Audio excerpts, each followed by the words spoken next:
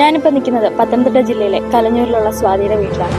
19 വയസ്സ് മാത്രം പ്രായമുള്ള ആ കുട്ടി ഇന്ന് ഇരട്ട അർബുദത്തോട് മല്ലടിക്കുകയാണ്.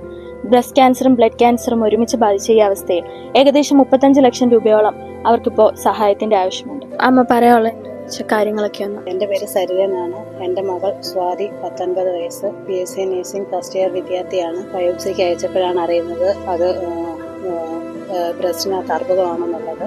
അപ്പോഴേക്കും അവളുടെ കയ്യിലെല്ലാം ബ്ലഡ് കട്ടിയായിട്ട് വരികയും മഞ്ഞപ്പിത്തം കൂടുകയും ചെയ്തു. മഞ്ഞപ്പിത്തം കൂടിയപ്പോഴാണ് നമ്മൾ ബ്ലഡും കൂടെ ടെസ്റ്റ് ചെയ്യണമെന്നുള്ള ഇത് വന്നപ്പോൾ നമ്മളെ RCCയിലേക്ക് വിടുകയും RCC ചെന്ന് നമ്മൾ ബോൺമാരോ ചെയ്തപ്പോഴാണ് അറിയുന്നത് അവർക്ക് ബ്ലഡിനകത്തും ക്യാൻസർ ആണെന്നുള്ള വിവരം അറിയുന്നത്. അമ്മയും അച്ഛനും ഞങ്ങൾ 4 പേരടങ്ങുന്ന ഒരു കൊച്ചൊരു കുടുംബമാണ്.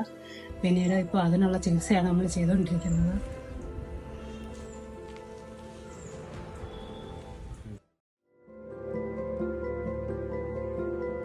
സഹായിക്കാൻ പറ്റുന്നവർ ദയവായി സഹായിക്കുക.